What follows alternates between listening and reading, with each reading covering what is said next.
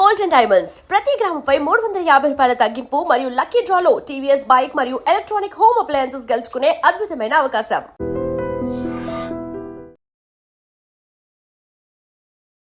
అయితే ఈ మధ్య భరత్ అని ఒక వ్యక్తి ఎల్జిబిటీ కమ్యూనిటీ గురించి వ్యతిరేకంగా మాట్లాడుతూ ఇలాంటి మూవీస్ ఫ్యూచర్లో చాలామంది ఎల్జిబిటీ కమ్యూనిటీలోకి మారిపోయేలా ప్రోత్సహిస్తున్నాయని చెప్పి అతను అయితే మెన్షన్ చేశాడు. ప్రతి ట్రాన్స్జెండర్ వెనక అలాంటి ఒక పాపాత్ముడు ఉంటాడు, తండ్రి రూపంలో, బంధువుల రూపం. లైక్ ఇప్పుడు ఎల్జిబిటీ మూవీని తిట్టాడు, ఎల్జిబిటీ కమ్యూనిటీ వాళ్ళందరినీ తిట్టాడు. ఇంకొకటి ఏంటంటే హిమా రాథోడ్ అనే ఆమెని మీ యాక్ట్రెస్ సినిమాలో ఆమెని డైరెక్ట్ అటాక్ చేశాడు. ఏదైతే వద్దనుకొని రకరకాల సర్జరీస్ చేసుకొని ఒక అమ్మాయిలాగా లైఫ్ లీడ్ చేస్తున్న మమ్మల్ని మళ్ళీ ఒక అబ్బాయిలాగా పోల్చి వాడు వీడు అతడు అని మాట్లాడడం అనేది చాలా బాధాకరం.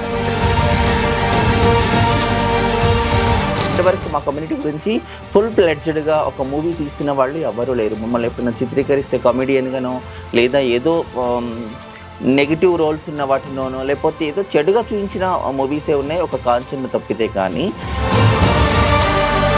ఇంట్లో వాళ్ళు ఫోర్స్ చేసి ఏదో రకంగా మార్చాలి మళ్ళీ అని చెప్పి ట్రై చేస్తూ ఉంటారు. కొంతమంది సైకాలజిస్టుల దగ్గరికి తీసుకెళ్తున్నారంట. ఇది సృష్టికి విరుద్ధం అనే ఆలోచన చాలా మందికి ఉంది. ఇప్పుడు ప్రత్యేకంగా మీరు బైబిల్ తీసుకొచ్చి బైబిల్ ఏదో వాక్యాలను తీసుకొచ్చి ఇదేదో సృష్టికి విరుద్ధం అంటే అది క్రిస్టియానిటీలో వేరే ఫాదర్స్ మా గురించి గొప్పగా మాట్లాడేవి కూడా ఉన్నాయి. అంటే సో ఒక అమ్మ లేదంటే ఒక నాన్న కుటుంబంలో వాళ్ళే కనుక ఆ పిల్లల్ని అప్పుడే యాక్సెప్ట్ చేసి కుటుంబంలో పెంచుకుంటే ఇలాంటి సిచ్యువేషన్ ఎవరికి రాదు కదా. ఖచ్చితంగా మీరు ఇప్పుడు ఏదైతే అడుగుతున్నారో అది ఆ సబ్జెక్ట్ అందులో ఉంది. అంటే ఫస్ట్ తను ఆ సినిమాలో ఉన్నట్టు బాల్యంలోనే ఫ్రెండ్స్ని ఒప్పించే ప్రయత్నం చేశారు, పేరెంట్స్ని ఒప్పించే ప్రయత్నం చేశాడు. తను ఏంటిది, తను ఎందుకు మదన పడిపోతున్నాను, నా జీవితం ఇలా అనిపిస్తుందని చెప్పే ప్రయత్నం చేస్తే మీ అందరిలా లేకపోతే చచ్చిపోవాలా. మీ సీన్ గురించి మాట్లాడుకుంటే మొత్తం సినిమాని మార్చే సీన్ అది. మీరు ఎల్వి శ్రీరామ్ గారితో ఆ కాన్వర్సేషన్ ఉంటుంది. మీరు ఎప్పుడైనా చైల్డ్హుడ్లో అలా ఫేస్ చేసింది ఏమైనా గుర్తొచ్చినాయి? మా యాక్టివిటీస్ వేరు ఉండొచ్చు, ప్రాబ్లమ్స్ కొంచెం ఉండొచ్చు, కానీ అందరం అలాంటి వాటి నుంచి వచ్చిన వాళ్ళు కాబట్టి ప్రతి ఒక్కరికి మా అన్నీ గుర్తొస్తాయి. ఆ టైం వరంగల్లో జడ్జిగా పనిచేస్తున్నప్పుడు మా కమ్యూనిటీ గొడవల్లో ఇద్దరికి 4 నెలలు జైలు శిక్ష వేశారు. గుర్తుందా అన్నయ్య? మీరు ఏదైనా ఒక శుభకార్యం జరుగుతుంటే మీ ఆశీర్వాదం కావాలా అంటారు. మీరు భిక్షాటన చేసేటప్పుడు తిట్టుకుంటారు. ఇంకొకటి ఏంటంటే ఇదే వ్యక్తులు నైట్ అయితే మళ్ళీ సెక్స్ వర్క్కి వాడుకుంటూ ఉంటారు. వ్యక్తులు చూస్తున్నారు, మేము ఎక్కడ మారట్లేము, మేము మాలాగే ఉన్నాము, మాకున్న పనిని మేము చేస్తున్నాము, మేము చేయవలసిన పనిని మా పరిధిలోనే మేము ఉంటున్నాము. దాన్ని ఒక్కొక్కలాగా చేస్తున్నారు, ఒక్కొక్కలాగా. అంటే సమాజంలో చిట్టు చివరి వ్యక్తికి కూడా న్యాయం జరగకపోతే ప్రజాస్వామ్యానికి సార్థకత లేదు. Ladies and gentlemen, welcome to iDream media. నేను ప్రియదర్శన్. సో రీసెంట్గా ఎల్జిబిటీ అని ఒక మూవీ రిలీజ్ అయింది. సో అందరికీ తెలుసు ఎల్జిబిటీ కమ్యూనిటీలు ఎవరైతే ఉన్నారో వాళ్ళపై జరుగుతున్న అన్యాయాల గురించి ఆ మూవీ వచ్చింది. ఆ మూవీ గురించి చూసిన వాళ్ళు మంచి రివ్యూలు అయితే ఇస్తున్నారు.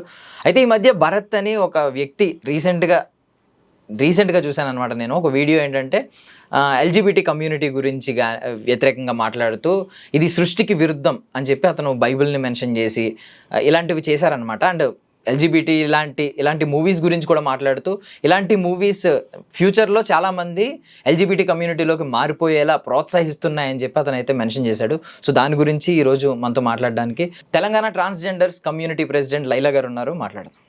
హాయ్ అండి. నమస్తే. సో ఫస్ట్ ఆఫ్ ఆల్ అంటే మీరు చాలా ఫైర్ అయ్యారు. అతను మాట్లాడిన మాటలు చాలా ఉన్నాయి. లైక్ ఇప్పుడు ఎల్జిబిటీ మూవీని తిట్టాడు. ఇంకొకటి ఏంటంటే ఎల్జిబిటీ కమ్యూనిటీ వాళ్ళందరినీ తిట్టాడు. ఇది సృష్టికి విరుద్ధం, అంటే దేవుడు సృష్టించిన సృష్టి కాదు అన్నట్టు మాట్లాడాడు. ఇంకొకటి ఏంటంటే హిమా రాథోడ్ అనే ఆమెని మీ యాక్ట్రెస్ సినిమాలో ఆమెని డైరెక్ట్ అటాక్ చేశాడు. ఎలా అంటే కావాలని వాడు అతడు మగాడు అని ఇలా మెన్షన్ చేశాడు. సో ఈ మూడిట్లో మిమ్మల్ని బాగా బాధించిన అంశం ఏంటి? అంటే ఫస్ట్ మేము ఏదైతే కోరుకోకుండా ఈ జీవితాన్ని, అంటే పేరెంట్స్ నుంచి మేము ఇంట్లో నుంచి బయటికి రావడానికి ముఖ్య కారణం మేము అబ్బాయి అనే పదాన్ని మేము అంగీకరించాం అసలు ఫస్ట్. అంటే మేము పుట్టుకలో అబ్బాయి అయినప్పటికీ కూడా మేము బ్రతుకుతున్నదంతా మా మనోభావాలు కానీ మా మనసు కానీ మాకేమి అమ్మాయిలాగానే చిన్నప్పటి నుంచి పెరిగిన వాళ్ళము. అది ఎప్పుడు ఫ్యామిలీ యాక్సెప్ట్ చేయలేదు, ఫ్రెండ్స్ యాక్సెప్ట్ చేయలేదు, సొసైటీ యాక్సెప్ట్ చేయనప్పుడు అది తట్టుకోలేకనే మేము ఇంట్లో నుంచి బయటికి రావడమో లేదా అది ఇష్టం లేకనే పేరెంట్స్ మమ్మల్ని బయటికి వెళ్ళగొట్టడమో జరుగుతుంది. ఇప్పుడు మమ్మల్ని అదే పదంతో, అంటే అదే ఏదైతే ఏదైతే వద్దనుకొని రకరకాల సర్జరీస్ చేసుకొని ఒక అమ్మాయిలాగా లైఫ్ లీడ్ చేస్తున్న మమ్మల్ని మళ్ళీ ఒక అబ్బాయిలాగా పోల్చి వాడు వీడు అతడు అని మాట్లాడడం అనేది చాలా బాధాకరం అన్నట్టు. అంటే ఇంత టెక్నాలజీ పెరిగిపోయి ఇంత సోషల్ మీడియా ద్వారా ఇంత అవేర్నెస్ పెరిగినప్పటికి కూడా తను ఒక అంటే మతానికి సంబంధించిన ఒక వ్యక్తిలాగా ఉండి అంటే ఏదో చదువుకున్న వ్యక్తిలాగా ఉండి ఇలాంటి మాటలు మాట్లాడడం అనేది నిజంగా బాధాకరం అనిపిస్తుంది. ఎందుకంటే మాకు అది మేము అస్సలు ఒప్పుకొని పదం అది. మమ్మల్ని మేము ఇంకా వేరే బూతు పదాలను ఆడవాళ్ళని తిట్టినట్టుగా తిట్టినా ఒకవేళ రిసీవ్ చేసుకుంటామేమో, కానీ మమ్మల్ని అబ్బాయిలాగా సంబోధిస్తే మమ్మల్ని అబ్బాయిలంటే మేము ససేమిరా ఒప్పుకోము. మేము సొసైటీలో మాకు ఘర్షణ జరుగుతున్నది ఎక్కడ, మేము ఎక్కడైనా ఇప్పుడు మా వాళ్ళు బయట బ్రతకడానికి పోయినప్పుడు బెగ్గింగ్ కానీ ఇంకా ఏదైనా వర్క్ వెళ్ళినప్పుడు కానీ బయటి వాళ్ళు మమ్మల్ని అలా ట్రీట్ చేస్తేనే మేము అది తట్టుకోలేకుండా పోతాము. వాడు పర్టికులర్గా ఒక వీడియో చేసి అది ఒక సినిమాలో ఒక మెయిన్ లీడ్ చేసినటువంటి ఒక అమ్మాయి, అంటే అమ్మాయి చూడడానికి ఎక్కడ కూడా కనీసం ఎలాంటి వంక కనపడిన అమ్మాయిని పట్టుకుని వాడు అలా మాట్లాడితే నిజంగా బాధాకరము. దానికి మాకు ఇన్ని సంవత్సరాల్లో మేము కష్టపడిన దానికి ఇంత అవేర్నెస్ తీసుకొచ్చింది దానికి కూడా ఇలాంటి వెధవలు ఉండి మళ్ళీ ఇలా తీసుకొస్తారనేది మాకు ఫస్ట్ బాధ కలిగించింది. సెకండ్ వన్ ఏంటిదంటే మీరు అన్నారు కదా ఎల్జీబీటీ లీగల్ బ్యాటిల్ అనే మూవీ నిజంగా సొసైటీలో ఇప్పుడు మా కమ్యూనిటీ గురించి అవగాహన పెంచేటువంటి ఒక గొప్ప మూవీ మా దృష్టిలో. అయితే ఇప్పటి వరకు మా కమ్యూనిటీ గురించి ఫుల్ ఫ్లెడ్జ్డ్గా ఒక మూవీ తీసిన వాళ్ళు ఎవరు లేరు. మమ్మల్ని ఎప్పుడైనా చిత్రీకరిస్తే కామెడియన్గానో లేదా ఏదో నెగిటివ్ రోల్స్ ఉన్న వాటినోనో లేకపోతే ఏదో చెడుగా చూపించిన మూవీసే ఉన్నాయి ఒక కాంచన తప్పితే. కానీ ఇప్పుడు ఒక ఫుల్ ఫ్లెడ్జ్డ్ మా సబ్జెక్ట్ అంటే మా బాల్యం నుంచి మొదలుకుంటే మా సొసైటీలో మేము ఎదుర్కొంటున్నది, ఈ స్కూల్లో టైంలో మేము ఎదుర్కొంటున్న ఇష్యూస్ని కానివ్వండి, లీగల్గా మాకు ఎదురవుతున్నటువంటి ప్రాబ్లము, మమ్మల్ని పోలీస్ డిపార్ట్మెంట్ కానివ్వండి, లీగల్ డిపార్ట్మెంట్ లాయర్స్ వాళ్ళు కానీ ఎట్లా రిసీవ్ చేస్తున్నారు, అసలు మాకున్న హక్కులు ఏంటి, మా చట్టాలు ఏంటి అనేది చూపెట్టి క్లియర్గా సొసైటీకి అర్థమయ్యేలాగా తీసినటువంటి ఈ మూవీ గురించి కూడా తను అలా మాట్లాడడం అంటే నిజంగా తనను ఏ పదాలతో దూషించినా తక్కువే అనిపిస్తుంది నాకు. ఆ భరత్ అనే వ్యక్తి నిజంగా అడ్రస్ లేకుండానే ఉన్నాడు. తనను ఎబ్బి కొట్టి చూస్తే కూడా ఎక్కడ కూడా తన డీటెయిల్స్ ఏం దొరకట్లేవు. అసలు నిజంగా కావాలని అన్నాడో, ఒక పాపులారిటీ కోసమే అన్నాడో, లేదా మా మీద మాట్లాడితే ఏదైనా వస్తుందని అన్నాడో, కానీ నిజంగా తను ఎలాంటి అసలు అనాలంటేనే మాకు అది అనిపిస్తుంది. మాకు చాలా బూతులు వస్తాయి, మేము మాట్లాడగలుగుతాం, కానీ అలాంటి వాళ్ళని మాట్లాడి మేము ఇంకా తప్పుకు పడాలని అనుకోవడం లేదు. అది మాకు ఇంకా అది బాధకరం. అంటే ఎవరో ఒకరు ముందుకు వచ్చి సునీల్ కుమార్ రెడ్డి సార్ లాంటి వాళ్ళు కష్టపడి ఎంతో ధైర్యం చేసి దీన్ని మూవీ తీసి అది ఒక థియేటర్లో సొసైటీకి అందరికీ కూడా తీసుకెళ్తున్న సమయంలో ఇలాంటి ఒక కామెంట్ రావడం, ఇది సొసైటీ మీద కానీ ఆ మూవీ మీద కానీ ఇలా ఎఫెక్ట్ పడుతుంది కదా. ఇంకెవరైనా డైరెక్టర్స్ ముందుకు రారు మా సబ్జెక్ట్ నేర్చుకోవడానికి. ఇది సెకండ్ థింగ్ అండి. మాకు ఈ రెండు విషయాలు చాలా బాధ కలిగించింది. అఫ్ కోర్స్ రొటీన్గా మమ్మల్ని సొసైటీ నుంచి ఎవరో ఒకరు ఏదో ఒక మాటలతోని బాధపరుస్తూనే ఉంటారు, కానీ అవి కామన్, అవన్నీ కామన్గా తీసుకున్నప్పటికీ ఇది చాలా ఒక వీడియో ఒక మూవీ గురించి కూడా మాట్లాడడం అనేది బాధ అనిపించింది. ఓకే. అండ్ ఇప్పుడు ఆయన ఒక క్వశ్చన్ రైజ్ చేశారు, భరత్ అనే వ్యక్తి. ఆయన మేబీ ఆయన మీరు తిట్టుకున్నారు, చాలామంది నిజంగా మిమ్మల్ని సపోర్ట్ చేస్తున్నారు, బికాజ్ ఒక వ్యక్తి ఇలా వచ్చి మాట్లాడడం అనేది చాలా తప్పుడు విషయం. బట్ ఆయన రైజ్ చేసిన క్వశ్చన్ చాలా మందికి ఉండే అవకాశం ఉంది. ఇప్పటికీ నేను ఏంటంటే కొంతమంది ఎవరైనా ట్రాన్స్ అని ముందే గుర్తించిన వాళ్ళు చాలా మీరు నలిగి వచ్చిన వాళ్ళు ఇంట్లో చెప్పలేక, ఇంట్లో వాళ్ళు ఫోర్స్ చేసి ఏదో రకంగా మార్చాలి మళ్ళీ అని చెప్పి ట్రై చేస్తూ ఉంటారు. కొంతమంది సైకాలజిస్టుల దగ్గరికి తీసుకెళ్తున్నారంట. అంటే ఇది సైకలాజికల్ ప్రాబ్లం అని అనుకుంటున్నారు చాలామంది. ఇప్పుడు అన్నారు కదా సృష్టికి విరుద్ధం అని, ఇది సృష్టికి విరుద్ధం అనే ఆలోచన చాలా మందికి ఉంది. ఇది న్యాచురల్ అని చెప్పడానికి మీరు వాళ్ళకి ఎలా అంటే ఈ సృష్టిలోనే బ్రతుకుతున్న మనము మన మధ్యలోనే మనుషుల్లాగా బ్రతుకుతున్న వాళ్ళను సృష్టికి విరుద్ధం అనడానికి ఏ ఆధారాలు ఉన్నాయి వాళ్ళ దగ్గర? సృష్టికి విరుద్ధం అనేది ఇప్పుడు మనము సృష్టిలో ఉన్నటువంటి మొక్కల గురించి, జంతువుల గురించి, పక్షుల గురించి, రకరకాల వాటి గురించి మనం గొప్పగా వాటి రైట్స్ గురించి కూడా మాట్లాడుతున్నాం మనం. అలాంటిది సృష్టిలో మీ మధ్యలోనే మేము కూడా ఒక అమ్మ నాన్నకు పుట్టిన వాళ్ళమి, మాకు మీ అందరిలాంటి జీవితం ఏముంది, మాకు అన్ని అవయవాళ్ళు ఉన్నాయి, మేము మనుషుల్లాగానే ఉన్నాం అంటే ఎక్కడ విరుద్ధం అనిపిస్తున్నాం మీకు మేము? అంటే అనేది అంటే కొన్ని చరిత్రలు చెప్తున్నాయి, కొన్ని మనకి అంటే పురాణాలు అవన్నీ కూడా చెప్తున్నాయి అలాంటి క్యారెక్టర్స్ ఉన్న వాళ్ళని. ఇప్పుడు ప్రత్యేకంగా మీరు బైబిల్ తీసుకొచ్చి బైబిల్ ఏదో వాక్యాలను చూసుకొచ్చి ఇదేదో సృష్టికి విరుద్ధం అంటే అది క్రిస్టియానిటీలో వేరే ఫాదర్స్ మా గురించి గొప్పగా మాట్లాడినవి కూడా ఉన్నాయి. అంటే దేవుడు అంగీకరించిన బిడ్డలని ఇంకేదో అంటే అంత పెద్దగా మాకు తెలియదు బైబిల్ వాక్యాల గురించి, కానీ అంటే అంత మాట్లాడినవి కూడా ఉన్నాయి కదా. మరి అంటే అదే బైబిల్లో ఒకరేమో గొప్పగా మాట్లాడతారు, ఇది ఉన్నది సృష్టిని ఇలా వీళ్ళకు దేవుడికి దగ్గర పిల్లలని మాట్లాడతారు, అదే క్రిస్టియానిటీలో ఉన్నటువంటి ఇంకో వ్యక్తి ఏమో సృష్టికి విరుద్ధం అని మాట్లాడతారు. అసలు ఇది ఎక్కడ సృష్టికి విరుద్ధం అయితే మేము సృష్టిలో ఎందుకున్నామండి? అసలు సృష్టించింది ప్రతి ఒక్కటి సృష్టికి ఏది విరుద్ధం కాదు. మేము ఒక మనుషులము, ఫస్ట్ మా జెండర్ అనేది సెకండరీ. మేము ఫస్ట్ మనుషులం కదా, మనుషులు ఎవరు సృష్టికి విరుద్ధం అవుతారు? కావాలని ఇది సృష్టించడమే తప్పితే మేము ఎవ్వరం విరుద్ధం కాదు. అందరు మనుషుల్లాగే మేము పుట్టాము, అందరిలాగా మాకున్న అన్ని రకాల స్కిల్స్ ఉన్నాయి, మేము అన్ని మాట్లాడగలుగుతాం, ఎవరితో ఎక్కడ తీసిపోం మేము.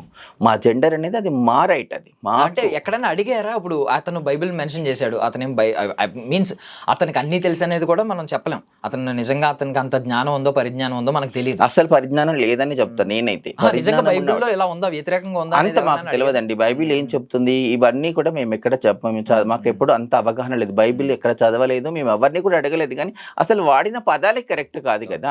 ఎవరు ఏ బైబిల్లో చెప్తారండి, ఏ భగవద్గీతలో చెప్తారు, ఏ ఖురాన్లో చెప్తారు? ఒక మనిషిని కించపరిచేలాగా, ఒక మనిషిని అంత నీచంగా మాట్లాడేలాగా ఏ గ్రంథాలు చెప్పవు. మన వ్యక్తులము దాన్ని మనకు అనుకూలంగా అంగీకరించుకొని మన మనసులో ఉన్న దాన్ని ఎదుటి వారికి రుద్దడం కోసం మాట్లాడే పదాలు కానీ ఎక్కడ కూడా ఏ భగవద్గీత చెప్పదు, ఏ ఖురాన్ చెప్పదు, ఇవన్నీ కూడా ఎక్కడ చెప్పడదు.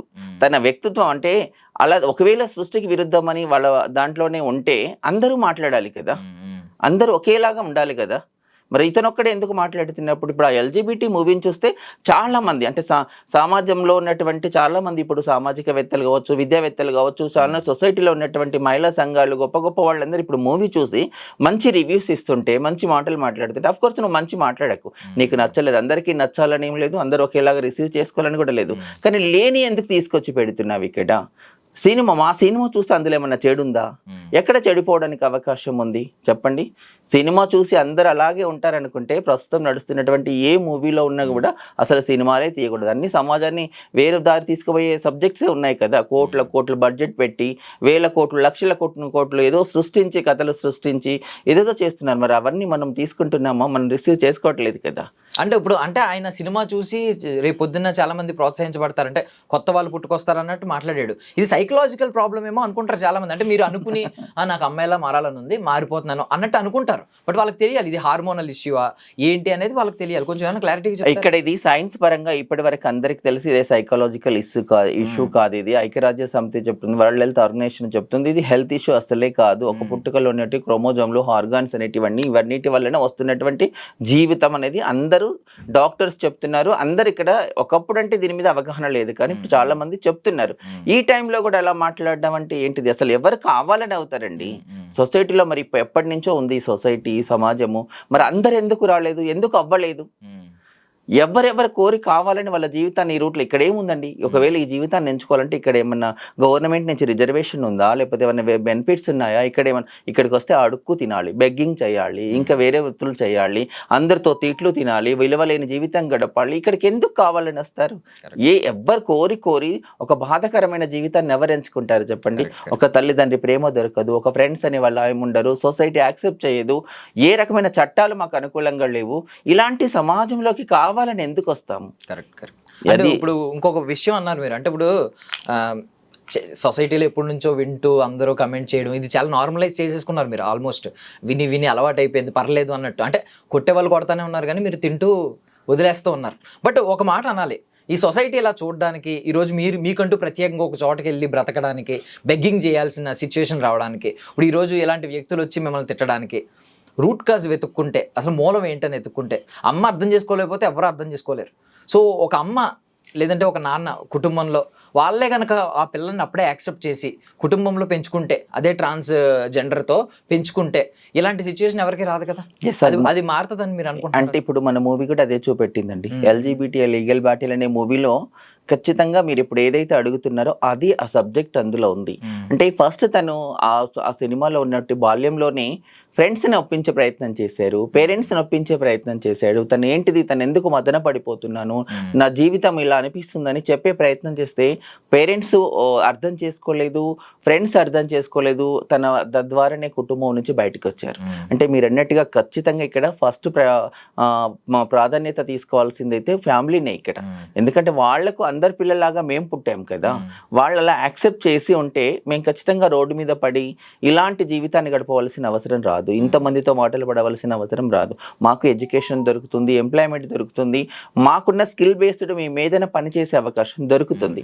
బట్ అది లేకపోవడం వల్లనే బయటికి రాగానే బయటికి వచ్చి మా కమ్యూనిటీలో మాకు ఒక ప్రత్యేకమైన కల్చర్ ఉండి ఆ కల్చర్లో భాగంగా ఏదైతే మా పూర్వీకుల నుండి వచ్చిన పనులునే అవే చేసి బ్రతకాల్సిన సిచ్యువేషన్. ఇక్కడ బయటికి రాగానే సొసైటీ మమ్మల్ని రిసీవ్ చేసుకుంటలేదు, ఎవరేం మాకు ఉద్యోగం ఇవ్వట్లేరు, మాకేం విద్యా అవకాశాలు లేవు. ఇక్కడ ప్రభుత్వాలు కూడా ప్రత్యేకంగా మా గురించి ఎక్కడ కూడా కేరింగ్ అనేది లేదు. ఇప్పుడు రీసెంట్లీ మన తెలంగాణలో చూసుకుంటే ఈ ప్రభుత్వం మమ్మల్ని కొంచెం పట్టించుకొని ఒక ఐడెంటిటీ ఇచ్చి ఈ ట్రాఫిక్ వాలంటీర్స్గా, కొంతమందిని హైడ్రాలో ఎంప్లాయీస్గా, ఇంకొంతమందిని మెట్రోలో ఎంప్లాయీస్గా తీసుకున్నారు. మహిళలతో పాటు మాకు కూడా ఫ్రీ బస్సు ఫెసిలిటీస్ ఇచ్చారు. నిజంగా ఈ గవర్నమెంట్కు రేవంత్ రెడ్డి గారికి మన హైడ్రీమ్ తరపున మేమైతే ఖచ్చితంగా ధన్యవాదాలు తెలియజేసుకుంటున్నాము. ఎందుకంటే మా బాధను కనీసం బేసిక్ నీడ్స్ నన్న మమ్మల్ని గుర్తించి మాకు ఒక ఐడెంటిటీ ఇస్తున్నారు. ఇప్పుడు మాకు రేషన్ కార్డ్స్ ఇస్తున్నారు. ఇలాంటి ఇప్పుడిప్పుడు దొరుకుతున్న టైంలో ఎవరో ఇప్పుడు డైరెక్టర్స్ ముందుకొచ్చి మా మీద మూవీ తీయగలిగారు. ఈ టైంలో ఇలాంటి వెధవలు మాట్లాడితే ఇంకా మళ్ళీ మేము ఎక్కడికో వెనక్కి వెళ్ళిపోవాల్సి వస్తుంది. మీరు మా గురించి పొగడకండి, మా గురించి పూర్తిగా తెలుసుకొని మాట్లాడండి. కరెక్ట్. అండ్ ఇప్పుడు బెగ్గింగ్ వల్ల కొంచెం నెగిటివ్ ఇంపాక్ట్ పడిపోయింది. చూసే విధానం అందరూ మారిపోయి ఈరోజు తిట్టే వాళ్ళు తిడుతూ ఉన్నారు. బట్ మీ మీరు ట్రాన్స్ఫర్మేషన్, మీరు మారే క్రమంలో మీరు ఎదుర్కొనే కష్టాలు విన్నప్పుడు ఎవరికైనా అనిపిస్తూ ఉంటుంది. బేసికల్లీ మనకు చిన్న కష్టాలు వస్తేనే మనిషి అనే మాట ఏంటంటే ఈ కష్టాలు పగోడుకు కూడా రాకూడదురా అంటూ ఉంటారు. సో మీరు ఈ ఫేజ్లో ఉన్నప్పుడు నాకు తెలిసి చాలా నలుగుంటారు. ఫ్రెండ్స్ స్కూల్లో ఏడిపించడం, ఇంట్లో యాక్సెప్ట్ చేయకపోవడం, ఆ రోజు బయటకు వచ్చిన ఒక రోజు ఎక్కడ ఉండాలో తెలియదు, ఏమీ తెలియదు. సడన్గా ఇప్పుడు ఈ రోజు మిమ్మల్ని అత్తయ్య అని పిలుస్తారంట కదా అందరూ, గురువు అంటారు, అమ్మ అంటారు, అత్తయ్య అంటారా. సో ఇలా ఈరోజు మీలాంటి వాళ్ళు ఎవరొకరికి గమ్మునే ఆసరా ఒక ఇమీడియట్గా కనిపిస్తున్నారు. సో వచ్చినప్పుడు ఎవరో కనిపించకపోతే వెతికే వరకు మన గమ్యం ఏంటి, అసలు మనం ఏంటి, నేను ఎందుకు పుట్టానని తిట్టుకునే వాళ్ళు కూడా ఉంటారు. మీరు ఎప్పుడన్నా అనుకున్నారా అంటే నాలా ఇంకొకరు పుట్టొద్దు, ఇంత సమాజం ఇంత నీచంగా చూస్తుంది, వద్దు, ఇలాంటి జన్మ ఎందుకు ఇచ్చామని దేవుడిని ఎప్పుడైనా తిట్టుకున్నారా? అంటే ఖచ్చితంగా స్టార్టింగ్ స్టేజ్లో ఎవ్వరమైనా అది అనుకుంటామండి. ఇంట్లో నుంచి బయటకు వచ్చినాక మాకు శూన్యం, మా లైఫ్ అంటే ఎక్కడ ఏం కనపడిన శూన్యంలో ఉంటాం.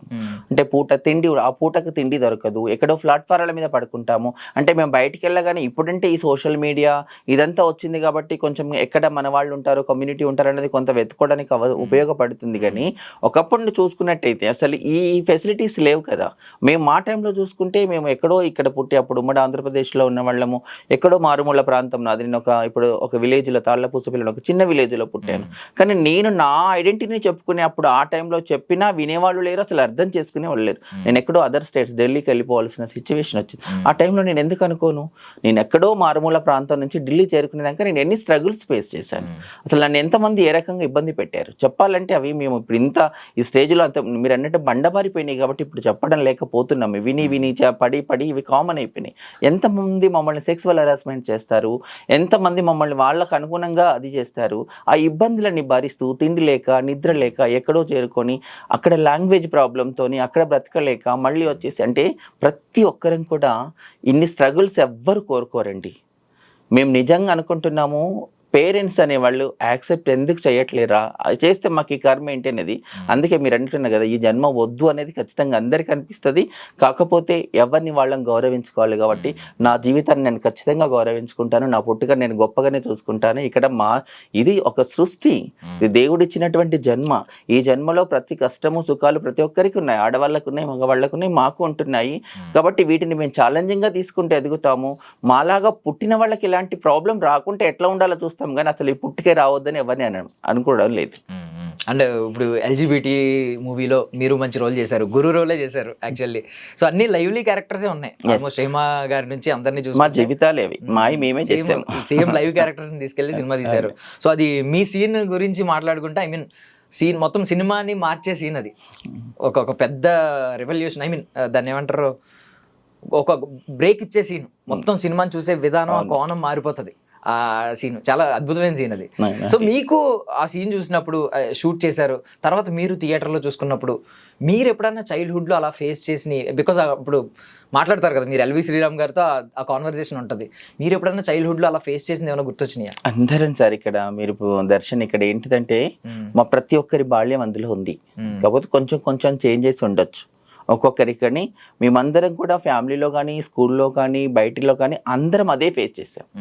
ఒక్కొక్క డిఫరెంట్ వేరువేరుగా ఉండొచ్చు, యాక్టివిటీస్ వేరు ఉండొచ్చు, ప్రాబ్లమ్స్ కొంచెం ఉండొచ్చు, కానీ అందరం అలాంటి వాటి నుంచి వచ్చిన వాళ్ళం కాబట్టి ప్రతి ఒక్కరికి మా అన్నీ గుర్తొస్తాయి. ఆ టైం మా బాల్యం గుర్తొస్తుంది. ఆ మూవీ చూస్తే నిజంగా కూడా అంత స్ట్రగుల్స్ ఫేస్ చేస్తూ ఇప్పుడు ఇక్కడ వరకు ఉన్నామంటే మేము నిజంగా గ్రేట్ అని ఫీల్ అవుతున్నాం. మీరు అంటున్నారు చిన్న చిన్న సమస్యలకు ఆత్మహత్య చేసుకొని చనిపోతున్న వాళ్ళు ఉన్నారు, కానీ అలా చావాలనుకుంటే మేము ఎప్పుడో చచ్చిపోవాలి. మమ్మల్ని ఒక్క రకమైన బాధ కాదు, అన్ని రకాల బాధ, ఆకలి బాధ ఉంది, నిద్ర బాధ ఉంది, బ్రతుకుదెరువు బాధ ఉంది. అంటే సొసైటీలో ఎవ్వరికి ఏ రకంగా నీచంగా చూడకూడని బాధలని మేము పడి ఉన్నాం.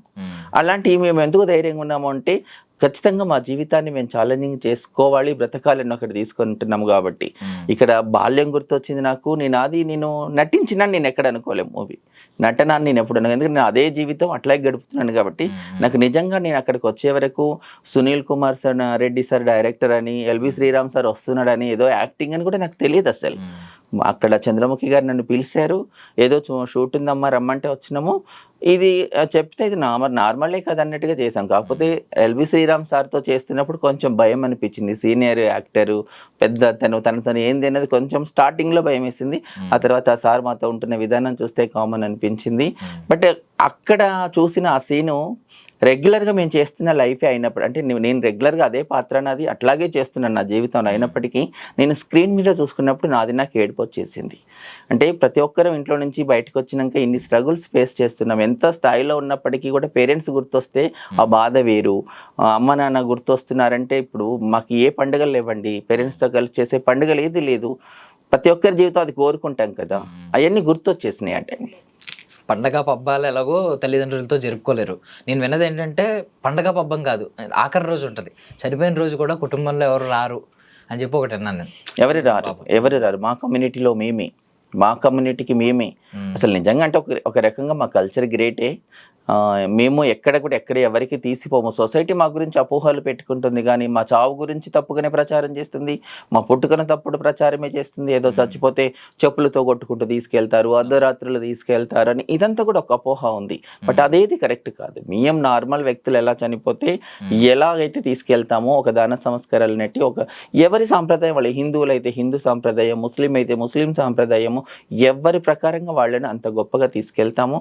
దీనికి నిజంగా మా కమ్యూనిటీని మేము గ్రేట్గానే ఫీల్ అవుతాము. అంటే ఈ రోజులల్లో అన్నదమ్ములు, అక్క చెల్లెలు, బంధువులు, రక్త సంబంధికులే కూడా కొంతమంది దగ్గర ఉండి చేయని సిచ్యువేషన్లో మా కమ్యూనిటీ అయితే ఎవ్వరు అలాంటి వాటి దూరం ఉండరు.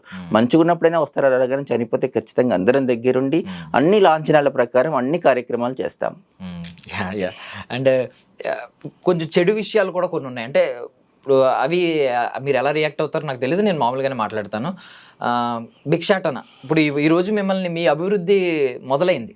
మీరు అన్నట్టు ఇందాక రేవంత్ రెడ్డి సార్ కావచ్చు మొదలైంది. ఇప్పుడిప్పుడే మీకు ఉద్యోగాలు రావడం, ప్రభుత్వ ఉద్యోగాలు కానీ చదువుల్లో ఎంకరేజ్ చేయడం, ఇవన్నీ స్టార్ట్ అయినాయి. ఇది ఒకవేళ ఇంకా అభివృద్ధి చెందుతూ ఉంటే మీరు నెక్స్ట్, బికాజ్ మీరు గురువు స్థాయిలో ఉన్నారు కాబట్టి రేపు పొద్దున్న వచ్చే వాళ్ళని, కొత్త వాళ్ళని భిక్షాటన వైపు వెళ్ళొద్దు అని చెప్పగలుగుతారా?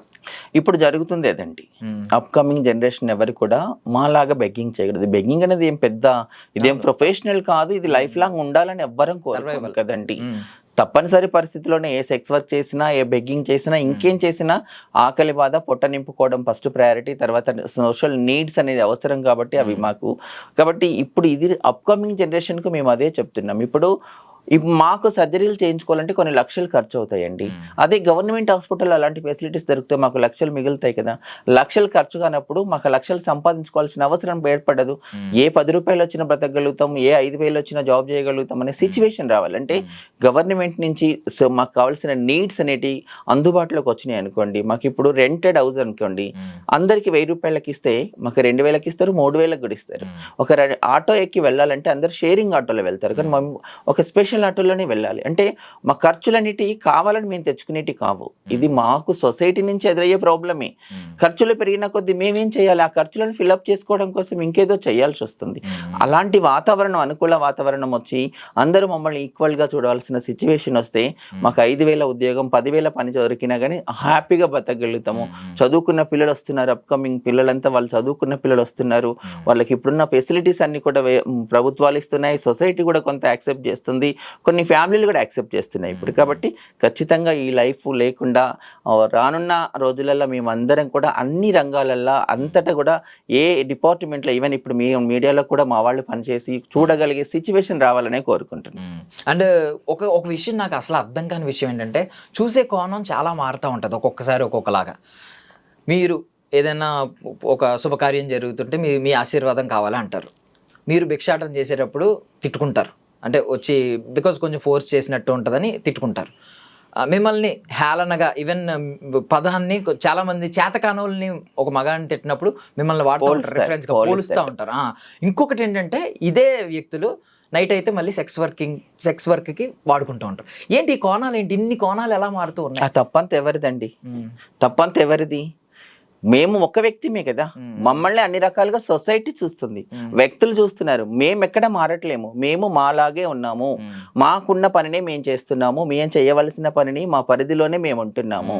దాన్ని ఒక్కొక్కరు ఒక్కొక్కలాగా చేస్తున్నారు, ఒక్కొక్కరు ఒక్కొక్కలాగా. అంటే చూసేవాళ్ళు మీది తప్పు కాదు, కానీ మమ్మల్ని మళ్ళీ ఆ నిందంతా మా మీద వేస్తున్నారు.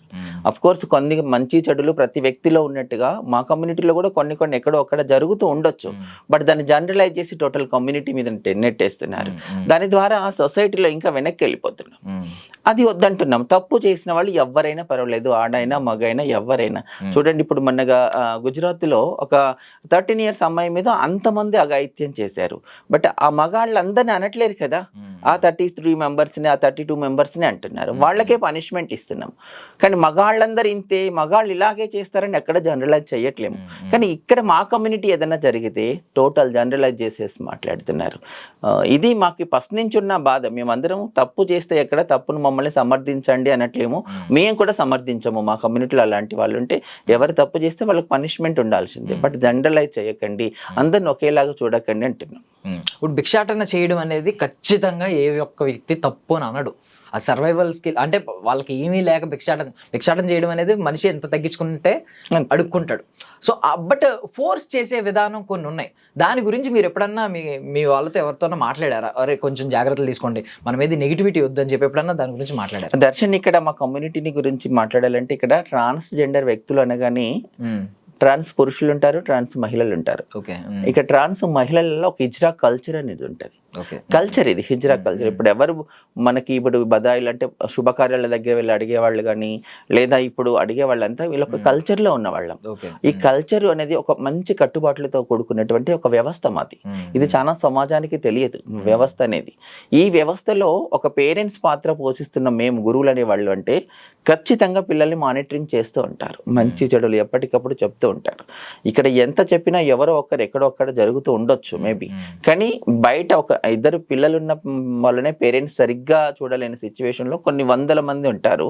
చూస్తుంటాము, ప్రతి వీక్లీ, ప్రతి మంత్లీ, ప్రతి కాడ కూర్చోబెట్టుకొని మాట్లాడుకుంటాం. ఎందుకంటే మేము సొసైటీని మారండి అనడం కాదు, మేము మారితే కదా సొసైటీ మమ్మల్ని పాజిటివ్గా చూసేదనే కోణంలోనే మేము చెప్తూ ఉంటాము. అందులో అందరూ 100% ఒకేలాగా ఉండకపోవచ్చు, కొంతమంది అది ఉండొచ్చు.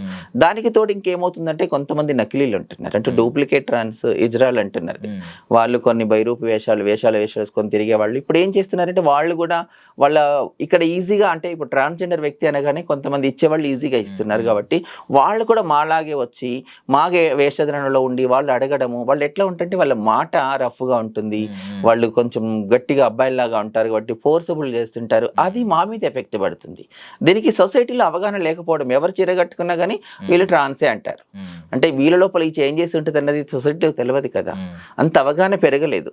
మేము చెప్పే ప్రయత్నం చేస్తే తప్ప ఎక్కడ అది తెలవట్లేదు కాబట్టి వాళ్ళ వల్ల కూడా కొంత అది అవుతుంది మాకు. కానీ ఎక్కడ మేము ఫోర్సబుల్గా చేయాల్సిన అవసరం ఉండదు, చెయ్యము కూడా.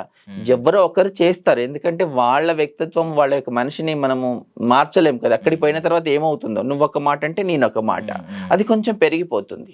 అట్లా దాన్ని వేరే విధంగా చేసేస్తున్నారు. బ్రతకడానికి అన్ని విధాల అన్ని కార్నర్లలో బ్లాక్ అయిపోయింది.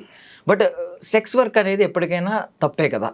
అంటే మీకు నచ్చిన వాళ్ళతో వెళ్ళడం వేరు, ఒళ్ళు అమ్ముకోవడం అనేది తప్పే కదా సొసైటీ దృష్టిలో. దాని గురించి మీరు ఏం చెప్తారు? సొసైటీ దృష్టిలో తప్పు అంటున్నారు, ఎవరు చేస్తున్నారు? మీరే అంటున్నారు కదా, ఎవరు వస్తున్నారు మా దగ్గరికి? ఖచ్చితంగా వచ్చినోడిది తప్పే. ఎవరు వస్తున్నారు? ఇంకోటి మీరు అన్నారు ఒక పదము, సెక్స్ వర్క్ తప్పు అనేది. సుప్రీంకోర్టు మొన్న రీసెంట్లీ కూడా ఒకటి ఇచ్చింది, సెక్స్ వర్క్ అనేది తప్పు కాదు. సెక్స్ వర్క్ అనేది నాకు ఇష్టమైతే, నా బ్రతుకు తెరువు కోసమో నాకు అవసరమో నేను అనుకొని చేస్తే తప్పేం లేదు. నేను ఇతరులకు ఇబ్బంది కలిగించకుండా చేసిన రోజులు నా తప్పు కాదు. అది నా వాళ్ళు అమ్ముకుంటున్నానా ఇంకేం చేస్తున్నానా. బట్ ఇక్కడ నా కమ్యూనిటీ గురించి పర్టికులర్గా ట్రాన్స్ విమెన్స్ గురించి మాట్లాడేటప్పుడు కావాలని ఎవ్వరం సెక్స్ వర్క్ చేయం. మీరు అన్నారు కదా మాకు తప్పనిసరి ఇప్పుడు మాకున్న 3 ఆప్షన్స్, బెగ్గింగ్ చేయాలి, బదాయి టోర్లు తిరగాలి, లేదా సెక్స్ వర్క్ చేయాలి. ఈ 3 ఆప్షన్సే తప్పితే ఇంకోటి ఏది లేకుండా సిచ్యువేషన్లో తప్పనిసరి పరిస్థితుల్లో ఇష్టంగా చేసే వాళ్ళు ఉంటే ఉండొచ్చు, అది తప్పు కాదు. కానీ మీరంటే 100% మేము అందరం ఇష్టంగా చేయట్లేము, తప్పనిసరి పరిస్థితి చేస్తున్నాం. ఇప్పుడు అందరికి బదాయిలు బలి శుభకార్యాలు అడుక్కోలేరు, అందరూ ఎక్కడో బెగ్గింగ్ చేయలేరు. ఉన్న వాళ్ళందరికీ కొన్ని ఎవరికి అనుకూలమైన పనులు వాళ్ళు ఎంచుకొని పొట్ట ఆకలి బాధ తీర్చుకోవడానికి చేసేటి, అవసరాలు తీర్చుకోవడానికి చేసేటి. కానీ అంటే ఇది మానేస్తే బాగుండు అనుకునే వాళ్ళు చాలా మంది ఉన్నారు. దానికి తగిన దొరకాలి కదా. కరెక్ట్. అండ్ ఎల్జిబిటీ మూవీ గురించి మాట్లాడుకుందాం. ఇప్పుడు మూవీ మీద ఇప్పుడు అంటే ఒక మూవీ వచ్చినందుకు మీరు చాలా ఆనందపడుతున్నారు, ఒక డైరెక్టర్ ముందుకు వచ్చారు మా మీద సినిమా తీశారని. బట్ ఈ సినిమా కోణం కూడా ఏంటంటే జాలి, ఎండ్ ఆఫ్ ద డే మిమ్మల్ని ఆ జాలి చూపిస్తుంది తప్ప మీకు ఈ జాలి చూపిస్తే చాలా, అంటే అందరూ మీ బాధను అర్థం చేసుకుని అరే ఎన్ని కష్టాలు పడ్డారో వాళ్ళని మనుషుల్లా చూద్దాం అనుకుంటే చాలా. లేదు, ఇప్పుడు మెన్ ఉమెన్ వాళ్ళ జెండర్ ఎంత ఈక్వాలిటీ ఉందో మా జెండర్కి కూడా అంతే ఈక్వాలిటీ కావాలని అనుకుంటున్నారు. అంటే ఇక్కడ సినిమాలో మీరు చూసింది జాలి అనే కోణం అయి ఉండొచ్చు, కానీ మేము అనుకున్నాం అవేర్నెస్ కోణం అనుకుంటున్నాం. ఒకటి ఇది పబ్లిక్, జనరల్ పబ్లిక్ మా గురించి కొంత అవగాహన, మా పుట్టుక గురించి, మా ఇష్యూస్ గురించి ఇక్కడ లీగల్గా ఎక్కువ చూపెట్టాం. మూవీలో మీరు చూసినట్టయితే ఎక్కువ కోర్టు డ్రామా ఎక్కువగా ఉంటుంది. అంటే ఇక్కడ మాకు చట్టాలు కూడా అన్యాయమే చేశాయి. చట్టాల పరంగా చూసుకుంటే ఇప్పుడు సుప్రీంకోర్టు ఇచ్చిన జడ్జిమెంట్ ఒకటి, మాకు 2019లో వచ్చిన యాక్ట్ ఒకటి, 2019లో వచ్చిన యాక్ట్లో నేను పర్టికులర్గా ఈ మూవీలో ఉన్న అంశం ఏంటిదంటే ఇప్పుడు ఒక మహిళ మీద రేప్ అటెంప్ట్ జరిగితే మినిమం 7 మ్యాక్సిమం 10 లేదా లైఫ్ కొన్ని బేస్ని పెట్టుకొని జరుగుతున్నాయి. అలాంటిది ఒక ట్రాన్స్ మహిళ మీద రేప్ అటెంప్ట్ జరిగితే మ్యాక్సిమం 2 years ఒక పీటీ కేసు లాగా అది చెప్పే ప్రయత్నమే చేసింది మూవీ. అంటే ఇది ఎంతవరకు న్యాయం, ఇది తప్పు కదా. మేము అంతకుముందు యాక్ట్ వచ్చినప్పుడు మేమంతా పోరాడినాము, మార్పులు కావాలని కోరుకున్నాము, ఎక్కడ కూడా చేంజ్ కాలేదు. దాని దురదృష్టం ఏంటంటే ఎక్కడ చట్టాలు చేసే వాళ్ళు ఎవ్వరు మా కమ్యూనిటీకి సంబంధించిన వాళ్ళు కాదు, అక్కడ మా గురించి తెలిసిన వాళ్ళు లేరు. ఇప్పుడు ఇంకా 2026 యాక్టులు అమెండ్మెంట్ జరిగిన యాక్ట్ చూసుకుంటే ఇంకా బాగా, అంటే ఈక్వాలిటీ కోసం కాదు అసలు, ఇంకా వెనక్కి నెట్టి చట్టాలు వస్తున్నాయి. అంటే ఈ సినిమాలో లాస్ట్లో ఉన్నటువంటి తీర్పును కూడా ఎక్కడ ఇవ్వలేదు. తీర్పు ఇవ్వకపోవడానికి కారణం ఏంటంటే అసలైన తీర్పు అందరికీ సమానమైన తీర్పు రావాలి. ఒక రేప్ అనేది ఎవరికి జరిగినా ఒకేలాగా పనిష్మెంట్ ఉండాలనేది ఆ తీర్పు అనేది ఎక్కడ వెల్లడించలేదు.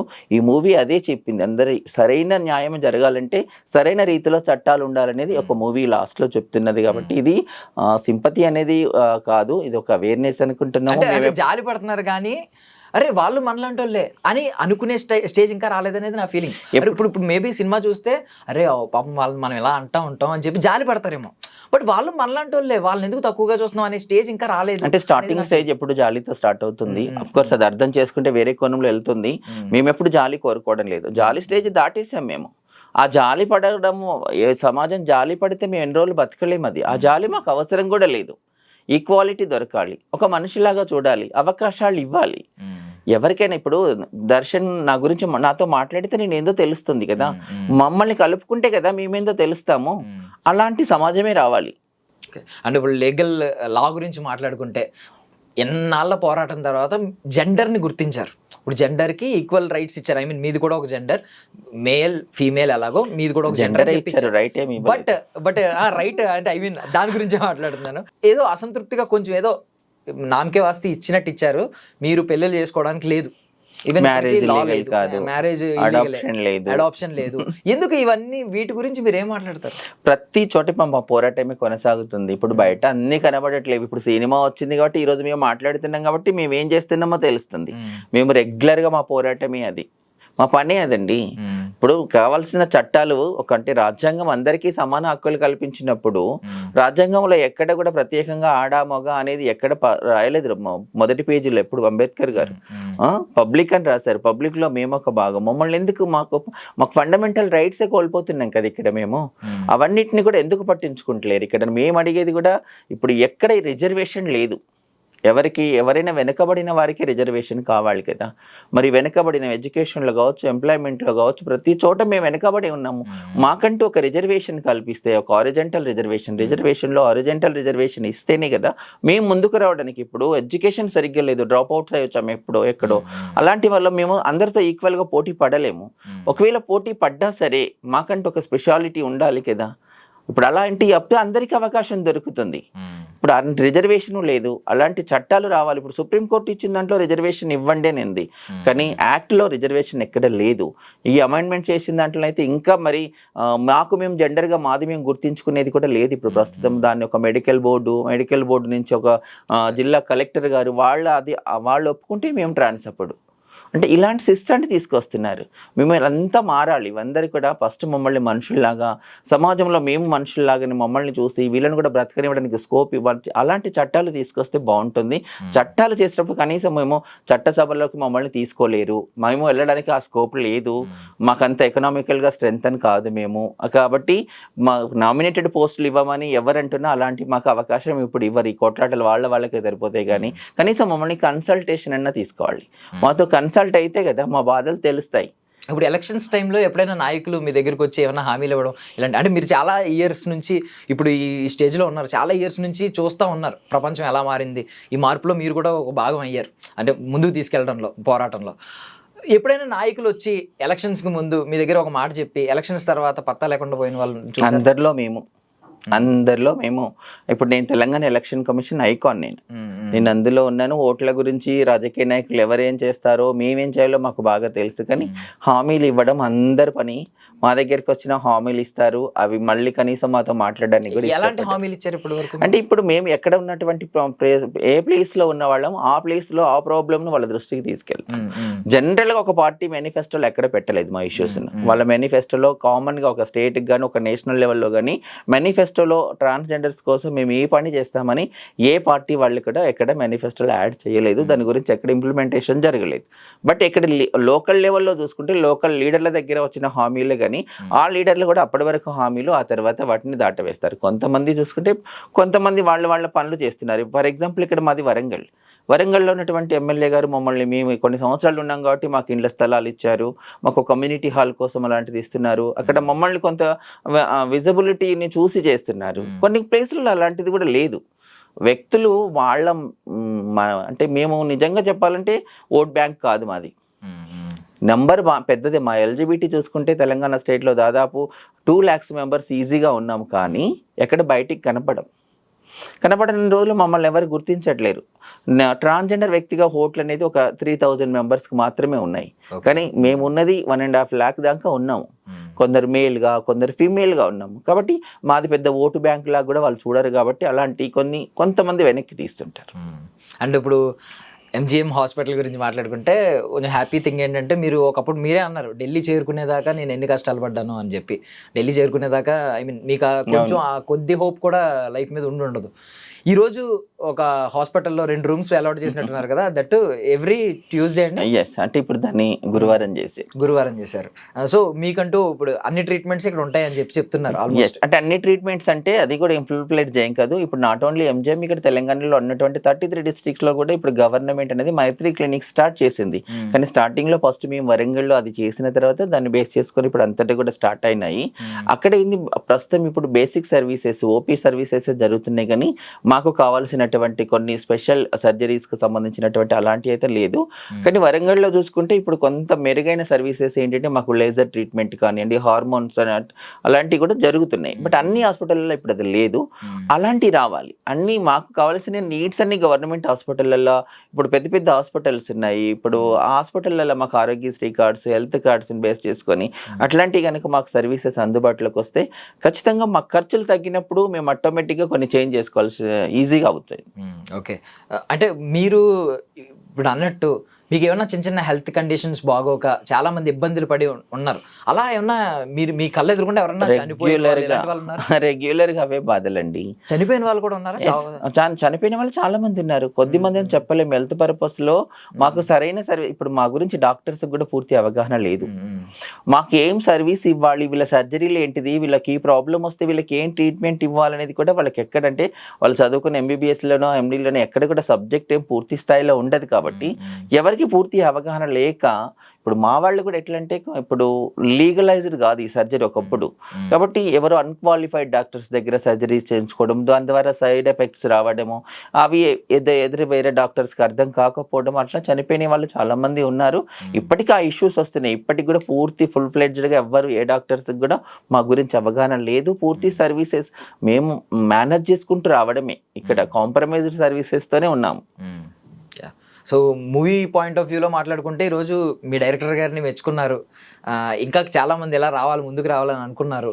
బట్ దీనికంటే ముందు ఎలాగ రాఘవ లారెన్స్ గారికి కూడా మీరు ఒకసారి మీ గ్రాటిట్యూడ్ చెప్పాల్సిన అవసరం ఉంది. తప్పకుండా. ఆయన లీడ్ క్యారెక్టర్, ఆయనే హీరోగా ఉంటూ ఆయనే ఆ క్యారెక్టర్ చేసి అంటే ఫస్ట్ ఆఫ్ ఆల్ కొంత అవగాహన వచ్చిందంటే ఆ మూవీ ద్వారానే. ఇప్పుడు కాంచనా మూవీ ఫుల్ ఫ్లెడ్జ్డ్ గా అది మా స్టోరీ కాకపోయినప్పటికీ అసలు కథను మలుపు తిప్పే స్టోరీ అది కదా. అసలైన స్టోరీని అది తీసుకొని అక్కడ దాన్ని చూపించిన విధానము, అంత గొప్ప పెద్ద హీరో కూడా అలాంటి రోల్ చేయడం అనేది అప్పుడు చాలా మందికి కొంత అవగాహన పెరిగింది. మీరన్న సింపతి స్టార్ట్ అయింది అక్కడ. ఆ సింపతితోని కొంత అవేర్నెస్ అనేది కొంత స్టార్ట్ అయింది, కొంత చూసే కోణం కూడా మారింది కదా.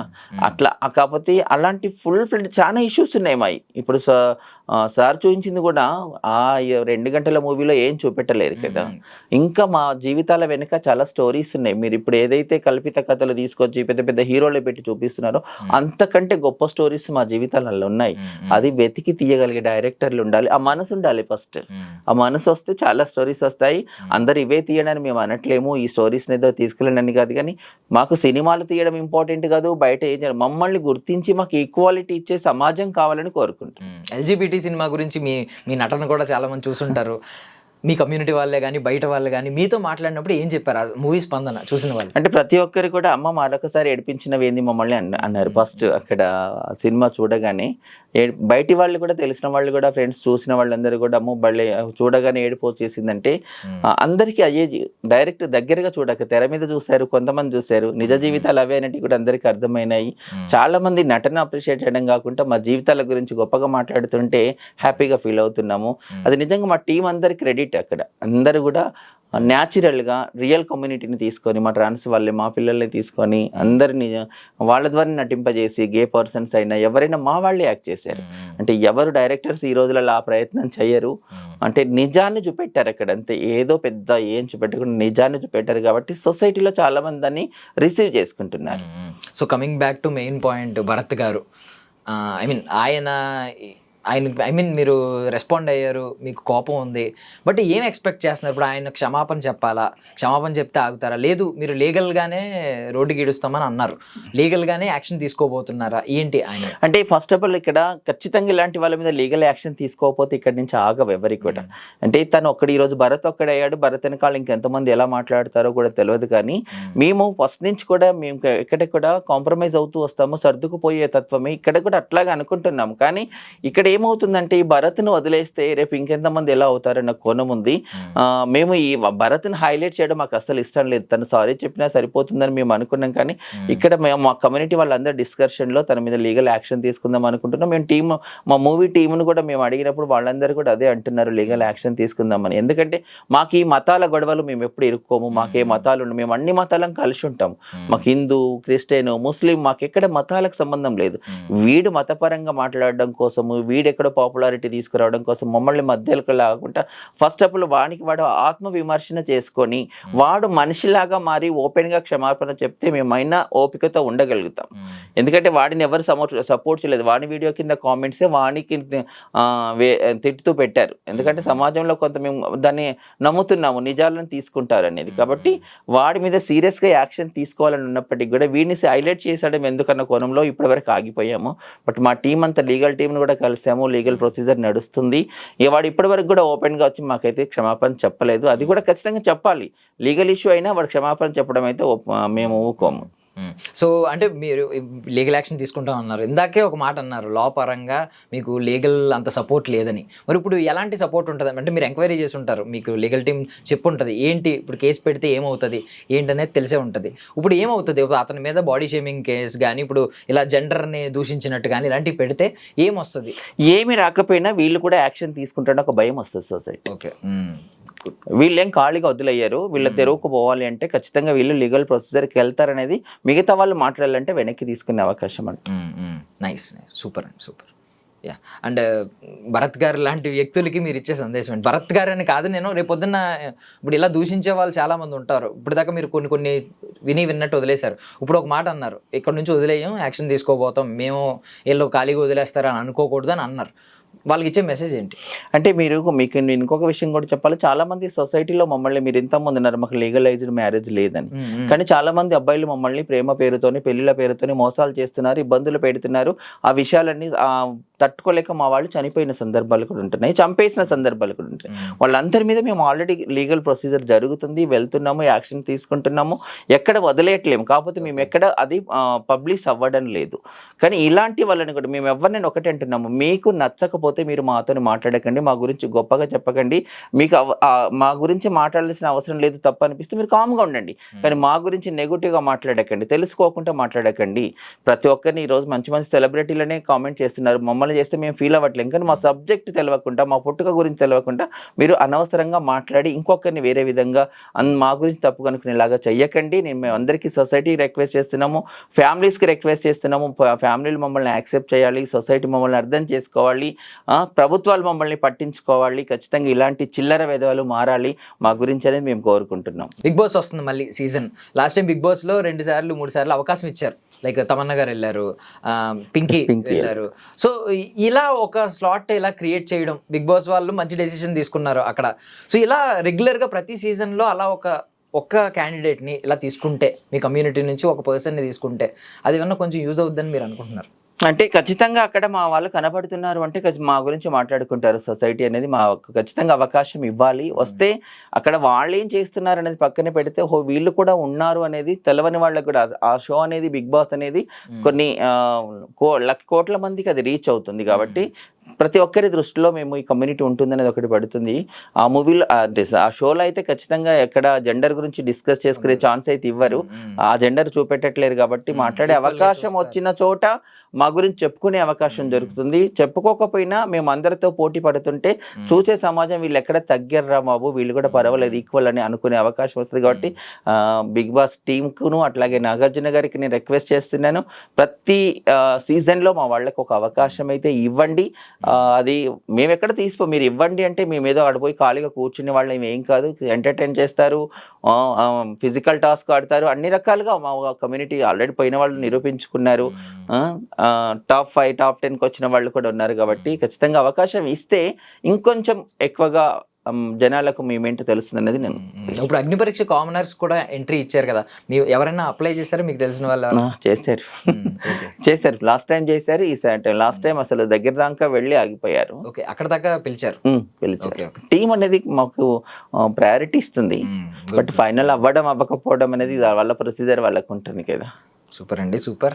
థ్యాంక్ యూ సో మచ్, మీ విలువైన సమయాన్ని ఇచ్చారు. అండ్ ఎల్జీబీటీలో మీ యాక్టింగ్ అయితే చాలా బాగా చేశారు, ఒక న్యాచురల్ యాక్టర్గా చేశారు. చాలా మంది చూసిన వాళ్ళు కూడా చెప్పారు. ఈవెన్ నేను చూసాను మీ సీన్, ఆ పర్టికులర్ సీన్ అయితే నాకు బాగా నచ్చింది. Even thank you so much. ఇంకా ఇలాంటి అందరు కూడా మమ్మల్ని ఆదరించి మా మూవీస్లో మా స్టోరీస్ పెట్టకపోయినా మా గురించి నెగిటివ్గా పెట్టకండి, కామెడియన్గా తీయకండి, మమ్మల్ని ఇంకా వెనక్కి నెట్టేసే ప్రయత్నం చేయకండి అని నేను అందరు డైరెక్టర్స్కి, ఇండస్ట్రీలో ఉన్న వాళ్ళందరికీ రిక్వెస్ట్ చేస్తున్నాను. Thank you. And for more videos, please subscribe to iDream channel. Subscribe to iDream Media. Please subscribe to iDream. Please subscribe to iDream. Please subscribe iDream. And please subscribe to iDream. For more videos, subscribe to iDream. please like, share and subscribe to the channel. Congratulations, iDream. Subscribe to iDream. Subscribe to iDream. So subscribe to iDream Media. iDream ki iDream team andarki huge congratulations. Please subscribe iDream Media. Please subscribe to iDream. Subscribe iDream. Please subscribe to iDream. iDream అంటే నా కళల channel subscribe చేసుకున్న నోరు తిరుగుతలేదు, మీరైతే గంట గుర్తు కొట్టండి. For more such videos, please subscribe to iDream. Subscribe to iDream. Please subscribe to iDream. Please subscribe iDream Media. Please do subscribe to I dream. Please subscribe to iDream Media. For best entertainment and information, please subscribe iDream. And don't forget to subscribe to iDream.